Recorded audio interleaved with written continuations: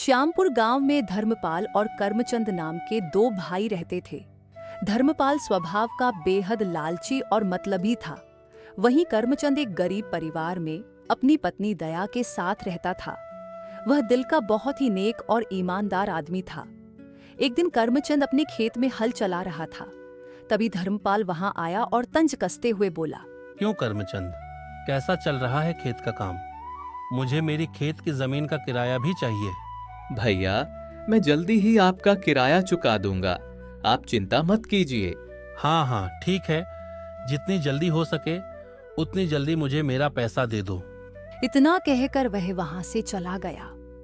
तभी दया कर्मचंद के लिए खाना लेकर आई और बोली, जी, हम इस छोटे से खेत पर इतनी मेहनत करते हैं, तब कहीं जाकर यह हरा भरा होता है।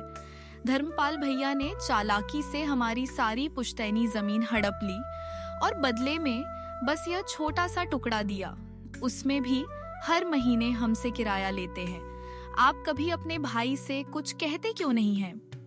दया, ऊपर वाला सब देख रहा है, वह कभी किसी के साथ अन्याय नहीं होने देता।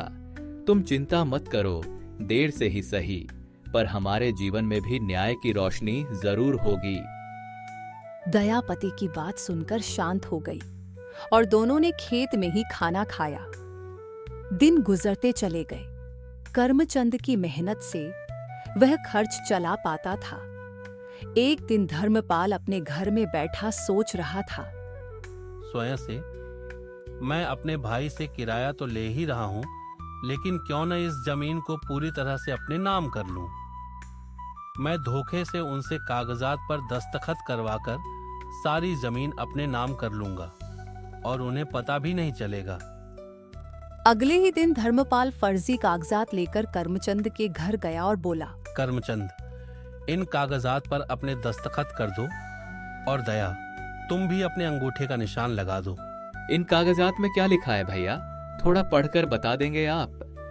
इन कागजात में यह लिखा है कि अब से मैं तुम लोगों से जमीन का किराया नहीं लूंगा, बल्कि तुम्हारे हिस्से की जमीन तुम्हारे नाम कर रहा हूं। मैंने आज तक तुम लोगों के साथ गलत किया, इसलिए अब मैं अपनी गलती सुधार रहा हूं। धर्मपाल की यह झूठी बात सुनकर कर्मचंद और दया बहुत खुश हुए और हंसी खुशी कागजों पर दस्तखत कर दिए। अगले दिन जब वे खेत पर थे, तभी धर्मपाल वहां आया। कैसा चल रहा है खेत का काम? बहुत अच्छा चल रहा है भैया। तो इस बार जो फसल होगी उसका सारा पैसा मेरा। अरे वह क्यों? इस पर जो हम खेती करते हैं उसका पैसा हम आपको क्यों दें? उस पैसे पर तो हमारा हक है। इन कागजों की हैसियत से ये वही कागजात हैं जिन पर कल तुमने हस्ताक्षर किए थे। इन कागजात में लिखा है कि अब तुम्हारे पास एक फुटी कौड़ी तक नहीं है। तुम दोनों के नाम जितनी भी जमीन थी वह तुमने सब कुछ मेरे नाम कर दी है। इस हिसाब से अब जिस जमीन पर तुम दोनों खेती कर रहे हो वह जमीन भी मेरी है और तुम दोनों हुए मेरी जमीन पर काम करने वाले नौकर। इसलिए नौकरों को कभी फसल का रुपया पैसा नहीं मिलता, नौकर बस काम करता है। भैया, आपने हमारे साथ इतना बड़ा धोखा क्यों किया?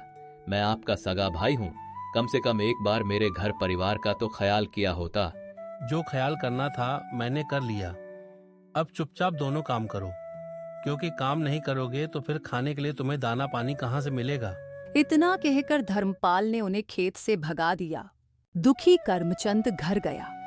अपने भाई से मिले इस धोखे के बाद कर्मचंद का जीवन बर्बाद हो गया। एक दिन कर्मचंद गांव के बड़े जमींदार सेठ कन्हैया लाल के पास गया। सेठ जी, मुझे अपने खेतों में काम पर रख लीजिए, मैं कोई भी काम करने के लिए तैयार हूँ। मेरी पत्नी गर्भवती है और मेरे घर पर उसका पेट भरने के लिए एक दाना तक नहीं है। मुझ पर थोड़ी कृपा कीजिए। इतना हाथ पैर मत जोड़ो। तुम मेरे खेत में काम करोगे तो मुझे तो खुशी होगी। कल से काम पर आ जाना और हाँ, लो ये कुछ पैसे। आज रात का खाना मेरी तरफ से, खुद भी खा लेना और अपनी पत्नी को भी खिला देना। सेठ की दरिया दिली देखकर कर्मचंद बहुत खुश हुआ। अगले दिन से कर्मचंद सेठ के खेतों पर काम करने लगा। फसल की कटाई के समय सेठ ने कर्मचंद से पूछा, करमचंद, तुम्हारा तो धर्मपाल नाम का भाई है ना? उसके पास तो इतना धन दौलत है, तो क्या तुम्हारे भाई ने तुम्हें तुम्हारे हक की जमीन जायदाद नहीं दी? जी, ऐसा कुछ नहीं है। मेरे पिताजी मरते मरते सब कुछ मेरे बड़े भैया के नाम ही कर गए थे, तो जिस चीज पर मेरा हक ही नहीं है, मैंने उनसे कभी मांगी भी नहीं। कर्मचंद ने अपने भाई की गलतियों पर पर्दा डालकर बात टाल दी और वहां से चला गया। सेठ कन्हैया लाल को कर्मचंद की बात कुछ हजम नहीं हुई। अगले दिन सेठ कन्हैया लाल कानूनी काम से कचहरी गए, जहां उन्होंने धर्मपाल को वकील महेश के साथ बात करते हुए देखा। बाद में सेठ ने वकील महेश से धर्मपाल के बारे में पूछा। अच्छा, तो ये बात है, इतना बड़ा धोखा दिया है इसने करमचंद को। बेचारा करमचंद इसके खिलाफ एक बुरा शब्द तक नहीं बोला। सुनो मेरी बात, अब जैसा मैं बोल रहा हूँ बिल्कुल वैसा करना। इस धोखेबाज आदमी को हम धोखे से ही ठगेंगे और करमचंद को इंसाफ दिलाकर रहेंगे। उसे उसका हक जरूर मिलना चाहिए। सेठ कन्हैया लाल ने वकील महेश के साथ मिलकर एक योजना बनाई। अगले दिन वकील महेश धर्मपाल के घर गए और बोले, धर्मपाल साहब, एक बहुत बड़ी दिक्कत हो गई है। अरे क्या हो गया वकील साहब? धर्मपाल साहब, आपकी जो जमीन है वह सारी की सारी सरकारी जमीन के अंतर्गत आ गई है। कहने का मतलब यह है कि अब आपकी सारी जमीन सरकार के पास चली जाएगी और आपको उसकी एक फूटी कौड़ी तक नहीं मिलेगी। ये क्या बकवास कर रहे हो तुम? इतने बड़े वकील हो, कोई ना कोई हल तो होगा ना इस मुसीबत का। मैंने सारी कोशिश करके देख ली। अब तो आपको बस सेठ कन्हैया लाल ही बचा सकते हैं। उनकी सरकारी दफ्तर में बहुत अच्छी जान पहचान है। वे आपकी जमीन को बचा सकते हैं, लेकिन उसके लिए आपको अपनी सारी जमीन के कागजात उनके नाम करने होंगे।